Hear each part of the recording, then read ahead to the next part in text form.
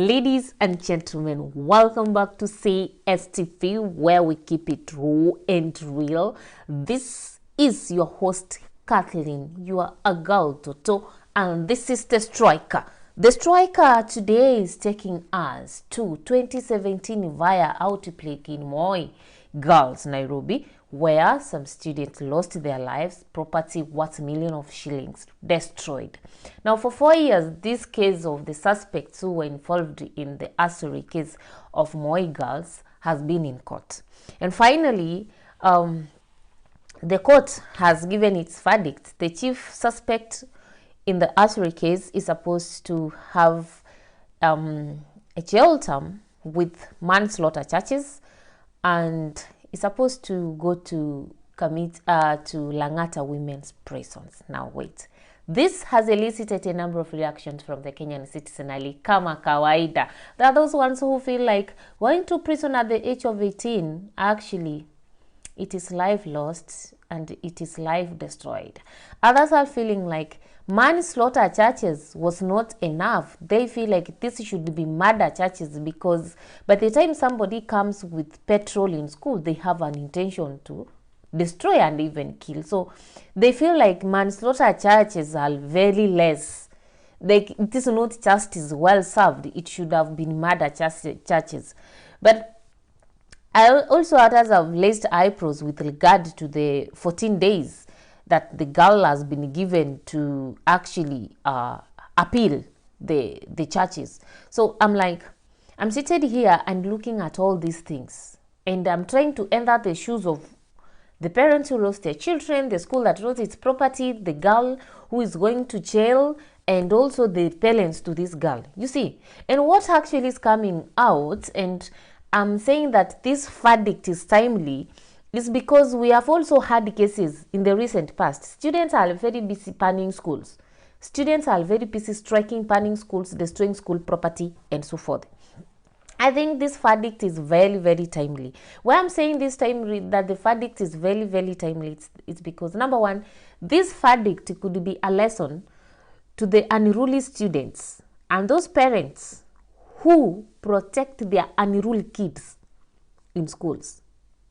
You see, as a parent right now, I should be seated with my daughter or my son and reminding them that a very stupid group conscious act in school can ruin your life entirely. You know, you are looking at a young girl, 18 years old, who's going to Langata women prisons, and you are like, how are her dreams of life may be going to be actualized in this prison? Definitely, this is life that has taken a different twist. And even if she will live to actualize her dream, it will not be as smooth as when she could have gone through the right path, like growing up as a normal child and doing things in the right way, not in the rehabilitation way. And I'm also looking at it and I'm trying to tell myself that could the parents and could the students of this century actually look at this case and say like, okay, this now has to come to an end, that arson in schools have to come to an end. And I'm also looking at this verdict and I'm asking myself, how will it impact on the parent who lost his daughter or her daughter in the fire thing? Do they see it as a justice, as a just verdict? Is manslaughter enough? Do we need to, like, was manslaughter enough? What could make a difference if it was maybe murder? And I'm also looking at this and I'm asking myself, is it possible that schools take this as an example and even within 2 days be telling this story to the students in high schools?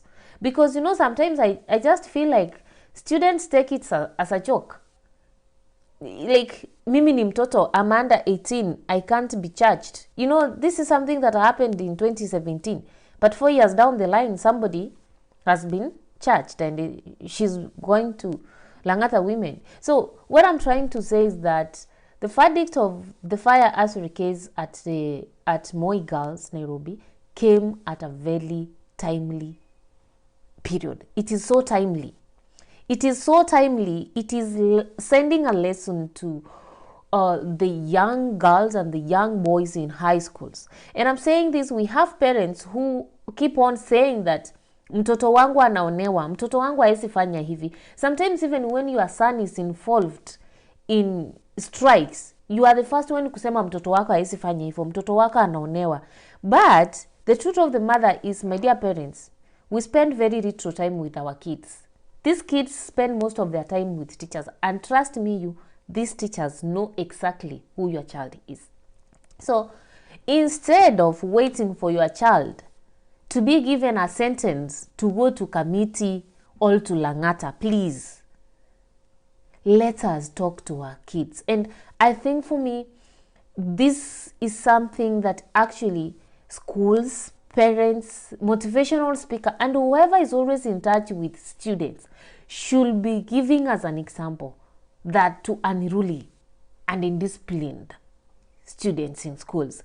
And I'm like, for the Kenyans who are talking about life destroyed, I also feel like yes, that's life destroyed, but I'm also trying also to ask myself, if we are never going to let students face the consequences of their unruly acts, are we going to have a generation of responsible citizens? My answer is no. So I just feel like, in as much as these high school kids may look young, naive, malleable, and so forth, I think it's high time that they started facing the consequences of their choices. I think that's the only way that we can send a message that, you cannot, schools cannot spend, the government cannot spend millions constructing classes and dormitories, and then you come and set them ablaze. Parents cannot send their children to school to study, then you want to buy petrol and come and ban fellow students sleeping in dormitories. And then we start saying that you are just only a child. No, you are a murderer. You are a criminal. If you are that boy or that girl who is buying petrol and going with it to school to set infrastructure and facilities are placed, including your fellow students, banning your fellow students while they are asleep, you are not supposed to be termed as a child. No, you are not just an adolescent child.